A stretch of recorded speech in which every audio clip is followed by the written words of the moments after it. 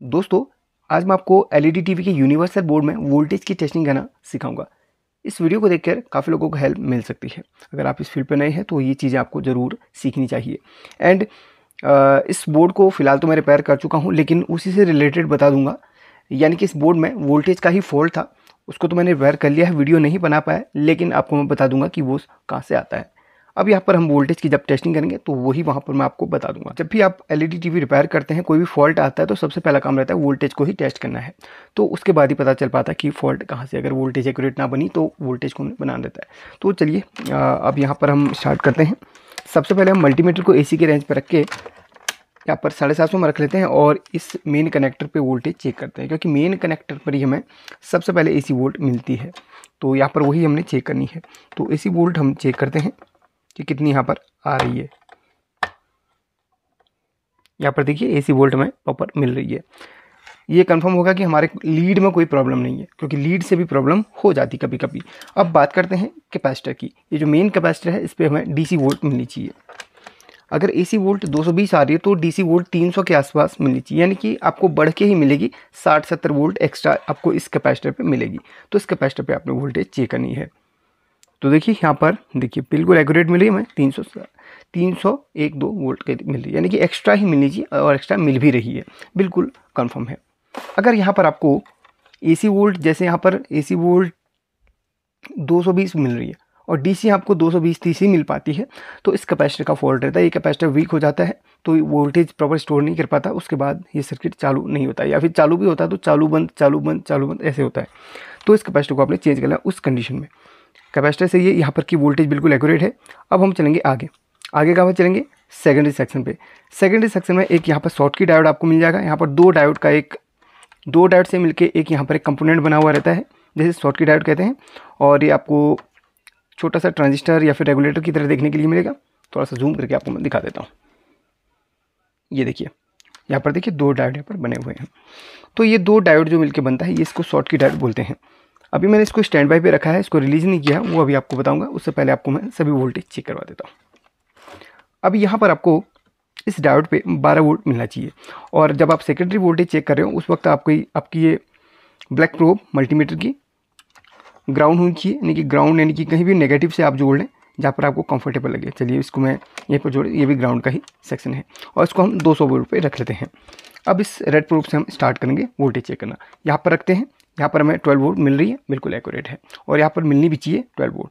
इससे अगर कम मिलती है तो फिर या तो आपकी शॉर्ट की डायोड का प्रॉब्लम है, या तो फिर मेन प्राइमरी सेक्शन का प्रॉब्लम है, जो आपकी वोल्टेज प्रॉपर इस पर नहीं दे पा रहा है। तो बिल्कुल सही है। अगर यहाँ पर प्राइमरी सेक्शन सही हो और इस पर वोल्टेज आपको कम मिल रही हो तो ये शॉर्ट की डायोड आप चेंज कर लें। तो देखिए यहाँ पर हमें प्रॉपर 12 वोल्ट मिल रही है। अब चलते हैं अगले स्टेप की ओर। यहाँ पर आपको टीवी जब स्टैंड बाय पे आपको बिल्कुल स्टैंड बाय पे हो, उस वक्त आपको यहाँ पर 12 वोल्ट मिलती है। एक सेकेंड, बोर्ड हिल गया थोड़ा सा। ये देखिए आपको 12 वोल्ट यहाँ पर मिलती है। और स्टैंड बाय से रिलीज करने पर यहाँ पर वोल्टेज बढ़ जाती है। वो भी बिल्कुल आपको दिखाऊंगा प्रॉपरली कितना वोल्टेज यहाँ पर होती है। अब बात करते हैं यहाँ पर फ्लैश IC की। उससे पहले हम यहाँ पर 1118 IC की बात करेंगे, जो कि यहाँ पर लगी हुई है 1118 IC, जो कि इस बोर्ड पे यहाँ पर लगी हुई है और अलग बोर्ड पे अलग जगह पे भी लगी हुई हो सकती है। अब इस IC पे हम वोल्टेज टेस्टिंग करेंगे, क्योंकि यही IC मेन हमारा 3.3 वोल्ट बना रही है। अब हम इस कॉर्नर से स्टार्ट करते हैं और पिन कहाँ से गिनेंगे वो भी मैं बता देता हूँ आपको। जूम करके चलिए फोकस करते हैं। देखिए ऐसी डिटेल से आपको कोई भी नहीं बताएगा। अगर आपको वीडियो पसंद आ रही हो तो लाइक करके शेयर कर लेना, और चाहे तो चैनल को सब्सक्राइब कर सकते हैं, लेकिन लाइक ज़रूर करना। ये देखिए आपको पॉइंट मिल रहा है ना, यहाँ पर एक एरो का निशान। ये आपकी फर्स्ट पिन रहती है। फर्स्ट, दूसरी, तीसरी, चौथी, 5, 6, 7, 8 पिन रहती है। तो यहाँ से स्टार्ट करेंगे और फर्स्ट पिन पे आपको कोई भी वोल्टेज नहीं मिलेगी और चौथी पिन पे आपको 5 वोल्ट मिलनी चाहिए। एक सेकेंड, कुछ इस तरीके से। एक सेकेंड, मैं इसको सही से लगा लेता हूँ, ये बार बार हिल रहा है। तो चौथी पिन पे, यानी कि इस एरो को यहाँ पर ये पिन पे, और मल्टीमीटर को थोड़ा सा मैं स्क्रीन भी आपको दिखाना चाहूँगा क्योंकि वो भी ज़रूरी है। तो चौथी पिन पे आपको 5 वोल्ट मिलनी चाहिए, कुछ इस तरीके से। सही है। अब इसके बाद हम चलेंगे पाँचवीं पिन के। पाँचवीं पिन पे हमें 3.3 वोल्ट मिलनी चाहिए। यहाँ पर मिल रही है, देखिए 3.3 वोल्ट मिल रही है। कभी कभी 2 भी हो जा रही है, नो प्रॉब्लम, लेकिन 3.3 से 2 तक चल जाती, कोई दिक्कत नहीं है। लेकिन 3.1 या फिर उससे भी कम आपको दिखाए तो फिर आपने यहाँ पर इस आईसी को चेंज करना रहता है। इस आईसी की छठी पिन पे भी आपको वोल्टेज मिलनी चाहिए। देखिए छठी पिन पे भी हमें वोल्टेज मिलनी चाहिए, यानी कि 5वें के जस्ट वाले बगल में देखिए 3.3 वोल्ट ये है, ठीक है। अब ये तो हो गया इस आईसी का बात। अगर यहाँ पर आपको वोल्टेज कम मिल रही है, 3.3 से कम मिल रही है, यानी कि 3.0 है उससे भी कम मिल रही है, तो इस आईसी को चेंज करना है तो बता दिया। अब बात करते हैं इस कॉइल। इस कॉइल के आपको यहाँ पर देखें कॉइल दिख रही है, इस पर आपको 1.2 वोल्ट की समथिंग मिलनी चाहिए। चलिए आपको दिखाता हूँ जूम डाउन करके, यहाँ पर 1.1 1.2 के आसपास मिलनी चाहिए, और ये भी ठीक है वोल्टेज। एंड यहाँ पर जो आपको ये रेगुलेटर दिख रहा है, इस पर भी आपको चेक करवा देता हूँ। इस रेगुलेटर पे भी वैसे यहाँ पर यही वोल्टेज चेक कर लें, नो प्रॉब्लम, 1.2 वोल्ट आपको मिलनी चाहिए। तो इस रेगुलेटर में एक तरफ हमें 5 वोल्ट मिलती है, एक तरफ 1 वोल्ट मिलती है। देखिए इस तरफ की पिन पे ये देखिए, तो हमारी ये वोल्टेज भी सही है। इस रेगुलेटर आप सबसे पहले इस कॉइल पे ही चेक कर लें, वहीं पे आपको पता चल जाएगा रेगुलेटर की स्थिति। अगर ये वोल्ट नहीं मिलती है तो आप यहाँ पर इस वाली रेगुलेटर आईसी को चेंज कर लें। अब यहाँ पर ये भी कंफर्म हो गया। अब यहाँ पर देखिए फ्लैश आईसी को, फ्लैश आईसी को जब भी चेक करते हैं तो आपको सबसे लास्ट वाली पिन, यानी कि 8वें नंबर की पिन आपने चेक करनी है, उस पर आपको 3.3 वोल्ट मिलना चाहिए, क्योंकि यहाँ से वो फ्लैश आईसी पर ही जा रही है। तो ये देखिए ये फर्स्ट पिन है, ये चौथी पिन है, ये 5वीं पिन है और ये 8वीं पिन है, ये देखिए। तो यहाँ पर वोल्टेज बिल्कुल सही मिल रही है, तो फ्लैश आईसी भी बिल्कुल वर्किंग में है। और यहाँ पर आपको जब तक स्टैंड बाय से रिलीज नहीं करें, हाँ स्टैंड बाय के बटन का भी है, और जो स्टैंड बाय रिलीज करने का बटन है, यानी कि यहाँ पर पावर का बटन है, वहाँ पर आपको 3.3 वोल्ट से 5 वोल्ट तक मिलती है। तो मैं दिखाता हूँ, इसको ग्राउंड कर लेता हूँ और स्टैंड बाय की मैं आपको दिखा देता हूँ। तो सभी वोल्टेज यहाँ पर जो बेसिक वोल्टेज थी हमने आपको दिखा दी, ये देखिए पावर के बटन पे। अब बात करते हैं यहाँ पर बैकलाइट की। अब आप ध्यान दीजिए, यहाँ पर हम इसको 1000 वोल्ट पे रख लेते हैं अभी, चलिए 200 पे रख लेते हैं, 1000 वोल्ट की ज़रूरत नहीं है। इसको हम करते हैं ग्राउंड पे, और चलिए इसको लगाते हैं हम सही से ग्राउंड पे लगा लेते हैं, कोई एक्यूरेट पॉइंट नहीं मिल रहा है लगाने के लिए। और इसको करते हैं हम यहाँ पर 12 वोल्ट। अभी यहाँ पर आपको कितनी वोल्ट मिल रही है, यानी कि 11.9, यानी कि 12 वोल्ट ही समझ लो। अब हम इसको स्टैंड बाय से रिलीज करेंगे तो यहाँ पर देखिए वोल्टेज आपको बढ़ के मिलेगी।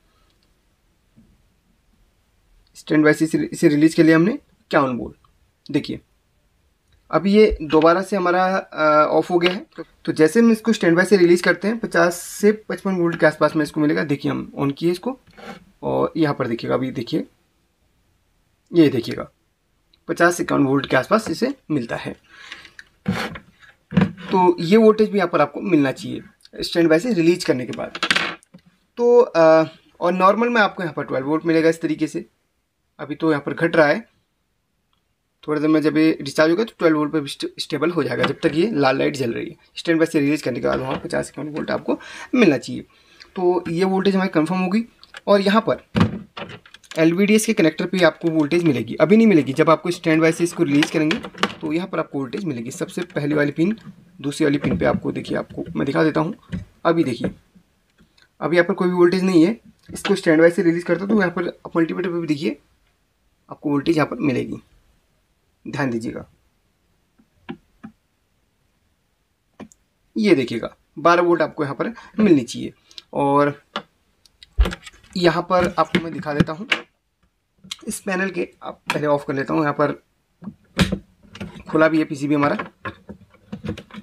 देखिए यहाँ पर टोटल लिखा हुआ है कौन सी पिन किस चीज़ के लिए है, LVDS के आपको कनेक्टर पे।